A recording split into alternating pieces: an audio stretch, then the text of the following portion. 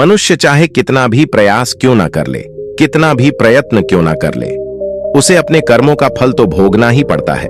चाहे मनुष्य कितना ही प्रयत्न कर ले, लेकिन वह कभी अपने कर्मों से बच नहीं सकता। जैसी करनी वैसी भरनी, यह वाक्य तो आपने सुना ही होगा। अर्थात जैसे आप कर्म करोगे वैसा ही आपको फल भी प्राप्त होगा। लेकिन मेरा एक प्रश्न है, क्या आप इस बात पर यकीन करते हैं कि जैसा आप कर्म करें वैसा ही आपको फल भी मिलेगा? अब आप में से अधिकतर लोगों के मन में यह प्रश्न जरूर उठ रहा होगा, क्योंकि इसमें पूछने वाली बात क्या है? यह तो सत्य ही है कि जैसे हम कर्म करेंगे वैसा ही हमें फल भी मिलेगा। लेकिन एक बार के लिए आंखें बंद करके अपने आप से यह प्रश्न कीजिए, देखिएगा कि आपको इस प्रश्न का उत्तर स्पष्टता से नहीं मिल पाएगा। कहीं ना कहीं आपके मन में एक संशय जरूर होगा कि क्या यह बात सच है या झूठ। दोस्तों, आज इस कहानी से हम समझेंगे कर्मों का खेल। आखिर अच्छे कर्मों का फल अच्छा और बुरे कर्मों का फल बुरा कैसे होता है। बहुत समय पहले की बात है, किसी गांव में एक बहुत ही ज्ञानी पंडित रहता था। एक दिन वह अपने बचपन के दोस्त से मिलने के लिए दूसरे गांव में जा रहा था। उसका वह दोस्त बचपन से ही गूंगा और एक पैर से अपाहिज था। उस पंडित के गांव से उसके दोस्त का घर काफी दूर था। वहां जाने के लिए बीच बीच में कई सारे छोटे छोटे गांव पड़ते थे। पंडित रास्ते में अपनी धुन में चला जा रहा था। चलते चलते उसकी मुलाकात एक व्यक्ति से होती है। रास्ते में उसे एक आदमी मिलता है जो ऐसा लगता था कि वह किसी का इंतजार कर रहा था, और वह भी पंडित के साथ चलने लगता है। उस आदमी को देखकर पंडित बहुत खुश हो जाता है। उसने सोचा, चलो अच्छा हुआ, साथ साथ चलने से उसका सफर आसानी से कट जाएगा। बात की शुरुआत करने के लिए उस पंडित ने उस व्यक्ति से उसका नाम पूछा, तो उसने अपना नाम धर्मराज बताया। पंडित को यह नाम कुछ अजीब सा लगता है, लेकिन उसने नाम के विषय में कुछ और पूछना उचित नहीं समझा। दोनों धीरे धीरे साथ में चल रहे थे। तभी रास्ते में एक गांव आता है। गांव का प्रवेश द्वार आते ही धर्मराज ने पंडित से कहा, तुम आगे चलो, मुझे इस गांव में एक काम है, मैं तुमसे आगे मिलता हूं। पंडित ने कहा, ठीक है। वह आगे रास्ते में चल देता है। कुछ देर बाद उस गांव में खबर फैली कि एक व्यक्ति को सांड ने अपनी सींग में फंसाकर मार दिया है। जैसे ही सांड ने उस व्यक्ति को मारा, ठीक कुछ ही देर में धर्मराज पंडित के पास आ गया और फिर दोनों चलना शुरू कर देते हैं और चलते चलते एक दूसरे गांव के द्वार पर पहुंच जाते हैं। उस गांव के बाहर एक बड़ा और विशाल मंदिर बना हुआ था। वहां पर आराम करने की सुविधा काफी बढ़िया लग रही थी। पंडित के दोस्त का घर अभी वहां से बहुत दूर था और रात भी होने वाली थी। तो पंडित ने धर्मराज से कहा, रात होने वाली है, पूरे दिन चलते चलते थक भी चुके हैं और भूख भी लग रही है, तो यहाँ पर भोजन करके यहीं पर हम विश्राम कर लेते हैं, फिर सुबह के समय आराम से आगे की यात्रा जारी करेंगे। धर्मराज ने कहा, ठीक है, मुझे इस गांव में किसी को कुछ जरूरी सामान देने जाना है, तुम भोजन करके आराम करो, मैं बाद में आकर भोजन कर लूंगा। इतना कहकर वह वहां से चला जाता है। लेकिन उसके जाने के कुछ समय बाद, कुछ ही देर बाद धुआं उठता हुआ दिखाई देता है और देखते ही देखते पूरे गांव में आग लग जाती है। पंडित ने हैरानी से सोचा कि यह धर्मराज जहां भी जाता है वहां कोई ना कोई अनहोनी जरूर हो जाती है, कुछ तो गड़बड़ है इस व्यक्ति में। लेकिन पंडित ने रात्रि में धर्मराज से कुछ भी पूछना उचित नहीं समझा और वे दोनों सो गए। सुबह होते ही दोनों फिर से अपनी यात्रा शुरू कर देते हैं। कुछ देर चलने के बाद रास्ते में फिर से एक गांव आता है। धर्मराज ने फिर पंडित से कहा, आप आगे चलिए, मुझे इस गांव में अपने मित्र से मिलने जाना है, मैं अपने दोस्त से मिलने के बाद आगे रास्ते में मिलूंगा। यह कहकर धर्मराज वहां से चला गया। लेकिन पंडित इस बार आगे नहीं गया। वहीं खड़ा होकर धर्मराज को देखता रहा कि वह कहां जा रहा है और क्या करता है। तभी थोड़ी देर बाद लोगों की आवाज सुनाई देने लगी कि एक व्यक्ति को सांप ने काट लिया है और उसकी मृत्यु हो गई है। ठीक उसी समय धर्मराज फिर पंडित के पास पहुंच गया। लेकिन इस बार पंडित से रहा नहीं गया और उसने धर्मराज से पूछ ही लिया कि तुम जिस भी गांव में जाते हो वहां कोई ना कोई अनहोनी जरूर हो जाती है, क्या तुम मुझे बता सकते हो यह ऐसा क्यों हो रहा है? धर्मराज ने कहा, पंडित जी, आप तो मुझे बहुत ज्ञानी मालूम पड़े थे, इसीलिए मैं आपके साथ चलने लगा था, क्योंकि ज्ञानियों का साथ बहुत अच्छा होता है। परंतु आप अभी तक समझ नहीं पाए कि मैं कौन हूं। पंडित ने कहा, मैं समझ गया हूं, लेकिन मुझे कुछ शंका है। अगर आप ही अपना उपयुक्त परिचय दे दें तो मेरे लिए आसानी होगी। तब धर्मराज ने जवाब दिया कि मैं यमदूत हूं और यमराज की आज्ञा से उन लोगों के प्राण हरण करता हूं जिनकी उम्र पूरी हो चुकी है। हालांकि पंडित को पहले से ही इस बात की आशंका थी, फिर भी धर्मराज के मुंह से यह बातें सुनकर वह घबरा गया। लेकिन वह हिम्मत करके पूछता है कि अगर तुम सच में यमदूत हो तो मुझे बताओ, अगली मृत्यु किसकी है? धर्मराज ने जवाब दिया, अगली मृत्यु तुम्हारे उसी मित्र की है जिससे तुम मिलने जा रहे हो, और उसकी मृत्यु का कारण भी तुम ही बनोगे।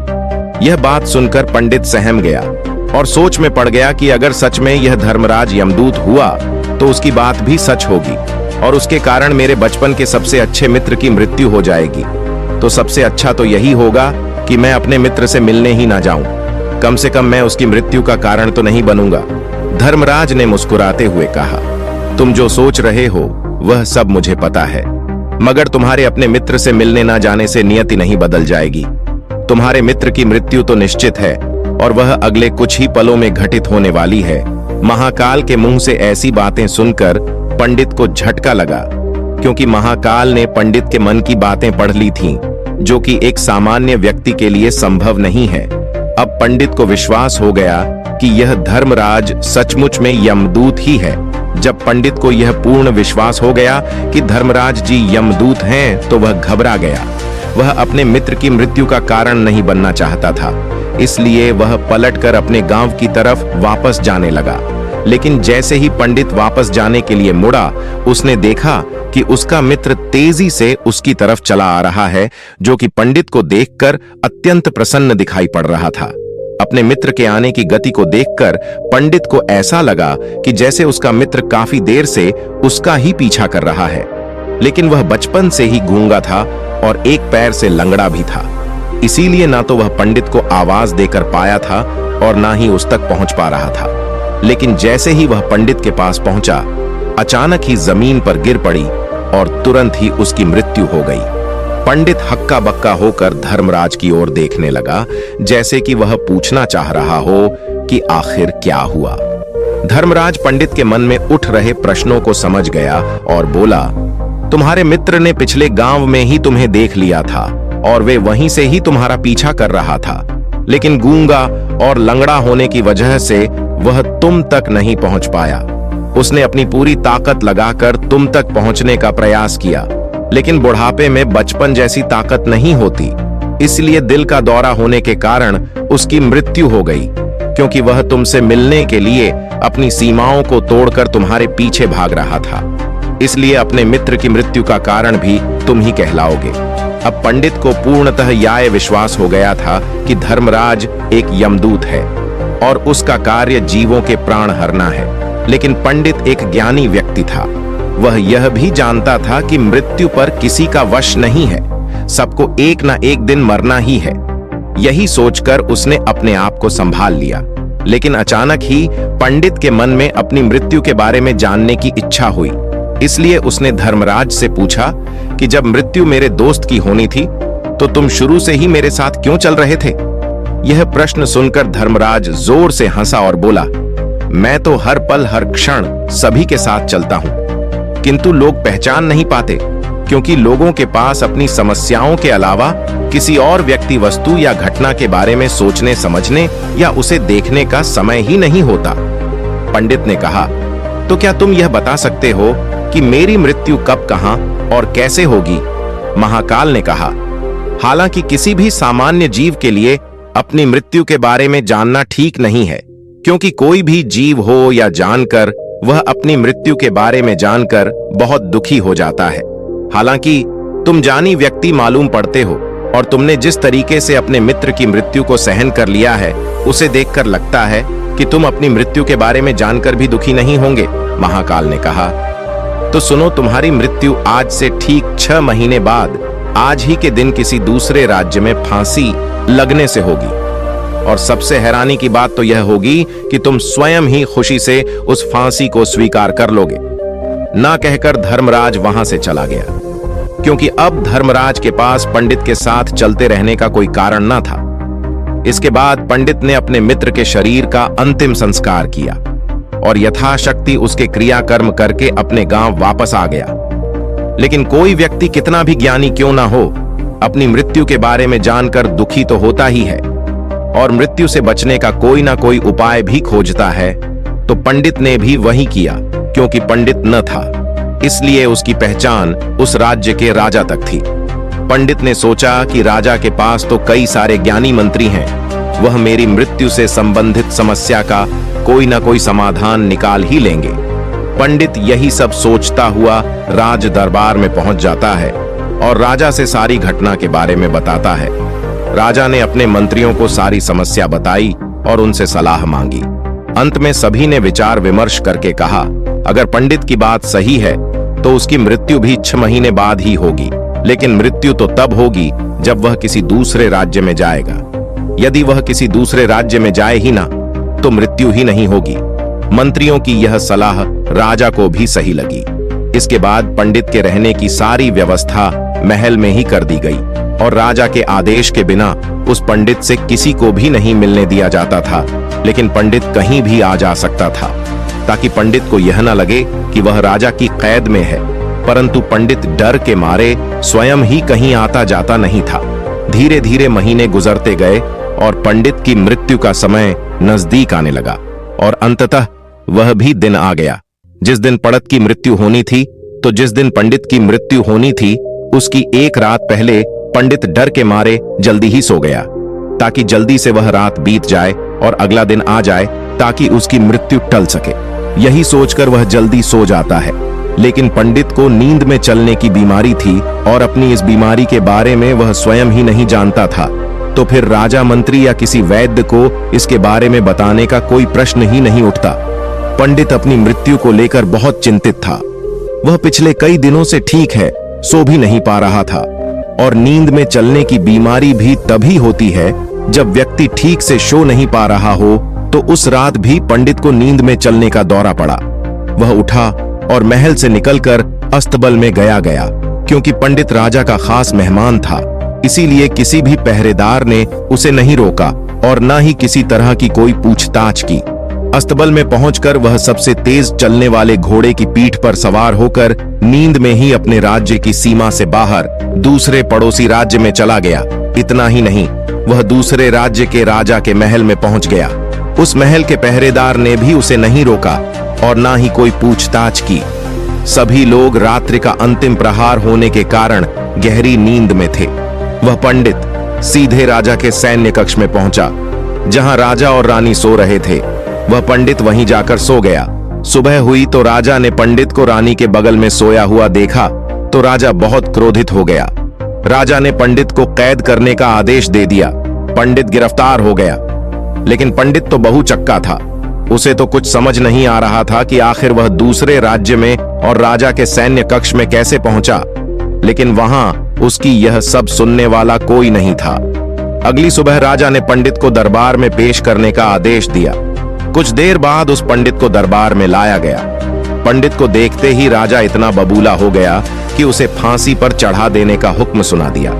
फांसी की सजा सुनकर पंडित कांप गया, लेकिन फिर भी थोड़ी सी हिम्मत जुटाकर राजा से बोला, महाराज, मैं नहीं जानता कि मैं राजमहल तक कैसे पहुंचा। मैं यह भी नहीं जानता हूं कि आपके सैन्य कक्ष तक मैं कैसे आया और आपके महल के किसी पहरेदार या सैनिक ने मुझे रोका क्यों नहीं। लेकिन मैं इतना जरूर जानता हूं कि आज मेरी मृत्यु होनी थी और वह होनी भी जा रही है। राजा को यह बात थोड़ी अजीब लगी। उसने पंडित से पूछा, तुम्हें कैसे पता कि आज तुम्हारी मृत्यु होनी है? राजा के इस प्रश्न के जवाब में पंडित ने पिछले 6 महीने का सारा वाक्य राजा को सुना दिया और बोला, महाराज, मेरा क्या किसी भी सामान्य व्यक्ति में इतना साहस नहीं कि वह राजा के सैन्य कक्ष में राजा की उपस्थिति में रानी के साथ सो जाए। राजा को पंडित की बात में थोड़ा तर्क दिखाई पड़ा, परंतु उसने सोचा कि यह मृत्यु से बचने के लिए धर्मराज और उसके द्वारा अपनी मृत्यु की भविष्यवाणी की कहानी बना रहा है।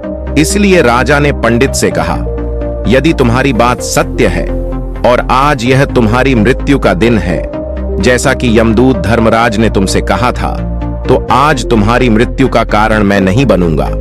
लेकिन यदि तुम्हारी बात झूठी निकली तो निश्चित ही आज तुम्हारी मृत्यु का दिन होगा ना, क्योंकि जिस राज्य से पंडित आया था उस राज्य का राजा इस राजा का मित्र था। इसलिए इस राजा ने तुरंत अपने 2 सैनिकों को पड़ोसी राजा के पास भेजकर पंडित की बात की सत्यता का प्रमाण मांगा भेजा। भेजे गए सैनिक शाम तक लौटे और उन्होंने राजा को बताया कि महाराज पंडित जो कुछ भी कह रहा है वह सब सत्य है। पड़ोसी राज्य के राजा ने पिछले 6 महीने से पंडित के रहने की सारी व्यवस्था अपने ही महल में कर रखी थी। पंडित राजा का खास मेहमान था। कल शाम राजा आखिरी बार पंडित से उसके कक्ष में मिले थे और उसके बाद यह इस राज्य में कैसे पहुंच गया, इसकी जानकारी किसी को भी नहीं है। इसीलिए उस राज्य के राजा के अनुसार पंडित को फांसी की सजा देना ठीक नहीं है। लेकिन राजा के सामने एक नई समस्या थी, क्योंकि उसने बिना पूरी बात जाने ही पंडित को फांसी की सजा सुना दी थी। इसलिए अगर पंडित को फांसी नहीं दी जाती तो राजा के वचन का अपमान हो जाएगा, लेकिन अगर राजा की बात का मान रखा जाए तो बेवजह ही एक निर्दोष व्यक्ति की मौत हो जाएगी। राजा ने अपने सभी मंत्रियों से इस बारे में सुझाव मांगा तो मंत्रियों ने राजा को सुझाव दिया कि महाराज पंडित को एक कच्चे सूत के धागे से फांसी लगवा दी जाए। इससे आपके कथन का भी मान रह जाएगा और कच्चे सूत के धागे से पंडित को फांसी भी नहीं लगेगी और उसके प्राण भी बच जाएंगे। राजा को मंत्रियों का यह सुझाव पसंद आया और उसने ऐसा ही करने का आदेश दे दिया। पंडित के लिए कच्चे सूत के धागे से फांसी का फंदा बनाया गया और नियम के अनुसार पंडित को फांसी पर चढ़ाया जाने लगा। सभी लोग बहुत खुश थे कि ना तो पंडित मरेगा और ना ही राजा का वचन खाली जाएगा। पंडित को भी पूर्ण विश्वास था, यह सूद के धागे से तो उसकी मृत्यु हो ही नहीं सकती। पंडित उस पर चढ़ने के लिए तैयार हो गया, जैसा कि धर्मराज ने भविष्यवाणी की थी कि तुम खुद ही अपनी फांसी को स्वीकार करोगे। लेकिन जैसे ही पंडित को फांसी दी गई, सूद का धागा तो टूट गया, लेकिन टूटने से पहले उसने अपना काम कर दिया था। पंडित के गले की एक नस सूद के धागे के झटके से कट चुकी थी और पंडित जमीन पर पड़ा तड़प रहा था। उस पल उसके गले से खून की फुहार निकल रही थी और देखते ही देखते पंडित का शरीर पूरी तरह से शांत हो गया। सभी लोग आश्चर्यचकित थे और पंडित को मरता हुआ देख रहे थे। किसी को विश्वास नहीं हो रहा था कि कच्चे सूत के धागे से भी किसी इंसान की मृत्यु हो सकती है। लेकिन घटना तो घट चुकी थी। नियति ने अपना काम कर दिया था और धर्मराज की भविष्यवाणी सच हो चुकी थी। दोस्तों, श्रीमद् भागवत गीता में भगवान श्री कृष्ण ने कहा है, जो होना होता है वह होकर ही रहता है। हम चाहे कितनी ही सावधानी बरते, कितना ही उपाय कर ले, लेकिन घटना और घटना की पूरी प्रणाली पहले से ही तय होती है, जिसे हम थोड़ा सा भी इधर उधर नहीं कर सकते हैं। दोस्तों, शायद इसीलिए ईश्वर ने हमें भविष्य जानने की क्षमता नहीं दी है, ताकि हम अपने जीवन को ज्यादा बेहतर तरीके से जी सके। और यही बात उस पंडित पर भी लागू होती है। अगर पंडित ने महाकाल से अपनी मृत्यु के बारे में ना पूछा होता तो 6 महीने तक राजा के महल में कैद रहकर डर डर कर जीने की बजाय ज्यादा बेहतर जीवन जीता। दोस्तों, आपने आज के इस वीडियो से क्या सीखा वह मुझे आप कमेंट में बता सकते हैं। इसी के साथ में उम्मीद है कि आपको आज की वीडियो पसंद आई होगी, तो इस वीडियो को उस इंसान को शेयर करें जिससे यह कहानी सुनने की जरूरत है, और उसी के ठीक बाद चैनल को सब्सक्राइब करें। तो चलिए फिर मिलते हैं ऐसी एक और नई वीडियो में एक नए मैसेज के साथ। तब तक के लिए अपना ख्याल रखें। धन्यवाद और नमो बुद्धाय।